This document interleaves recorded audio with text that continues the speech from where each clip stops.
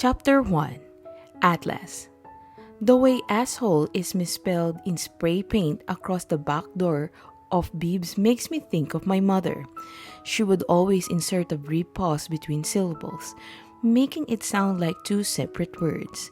I wanted to laugh every time I heard it, but it was hard to find the humor in it as a child when I was always the recipient of the hurled insult. Asshole, Darren mutters. Had to be a kid. Most adults know how to spell the word. You'd be surprised. I touched the paint, but it doesn't stick in my fingers. Whoever did must have done it right after he closed last night. Do you think the misspelling was intentional? He asked. Are they suggesting you're so much of an asshole that you're a whole entire ass? Why do you assume they were targeting me? They would have been targeting you or Brad. It's your restaurant. It's your restaurant. Darren takes off his jacket and uses it to pry a large shard of exposed broken glass out of the window. Maybe it was a disgruntled employee.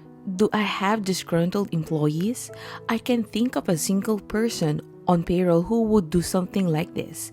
The last person I had quit was 5 months ago, and she left on good terms after getting a college degree. There was that guy who did the dishes before you hired Brad. What was his name? He was named after some kind of mineral or something. It was super weird. Quartz, I say. It was a nickname. I haven't thought about that guy in so long. I doubt he's holding a grudge against me after all this time. I fired him right after we opened because I found out he wasn't washing the dishes unless he could actually see food on them. Glasses, plates, silverware.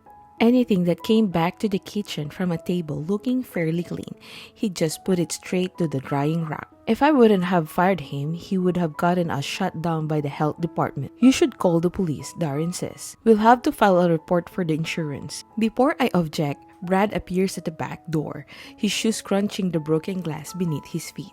Brad has been inside taking inventory in order to see if anything was stolen. He scratches the stumble on his jaw. They took the croutons. There's a confused pause. Did you say croutons? Darren asked.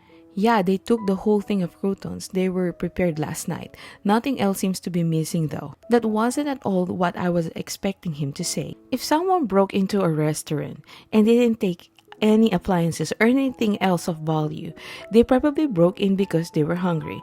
I know that kind of desperation firsthand. I'm not reporting this. Darren turns to me. Why not? They might catch whoever did it. That's the point. I grab an empty box out of the dumpster and start picking up shreds of glass. I broke into a restaurant once, stole a turkey sandwich. Brad and Darren are both staring at me now. Were you drunk? Darren asked. No, I was hungry. I don't want anyone arrested for stealing croutons. Okay, but maybe food was the only beginning. What if they come back for the appliances next time? Darren says. Is the security camera still broken? He's been on me to get that repaired for the months now. I've been busy. Darren takes the box of glass from me and starts to pick up the remaining pieces. You should go work on that before they come back. Heck, they might even try to hit off Corrigan's tonight since Bibbs was such an easy target. Corrigan's has working security, and I doubt whoever it was will vandalize my new restaurant.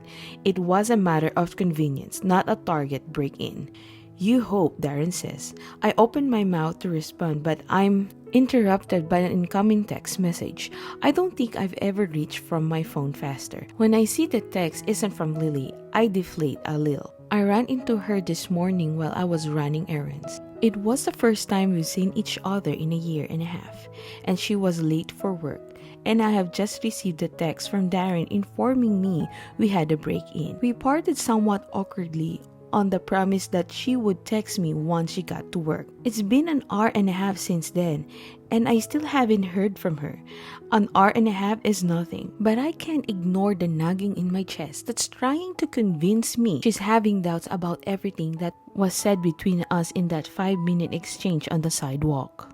I'm definitely not having doubts about what I said. I might have gotten caught up in the moment. in seeing how happy she looked and finding out she's no longer married. But I meant every word I said to her. I'm ready for this, more than ready. I pull up her contact info in my phone. I wanted to text her so many times over the last year and a half, but the last time I spoke to her, I left the ball in her court. She had so much going on. I didn't want to complicate her inner life even more. She's single now, though, and she made it sound like she was finally ready to give whatever could be between us a chance. However, she had an hour and a half to think about our conversation, and an hour and a half is plenty of time to form regrets. Every minute that passes without a text is going to feel like a whole damn day. She's still listed as Lily Kincaid in my phone, so I edit her contact info and change her last name back to Bloom.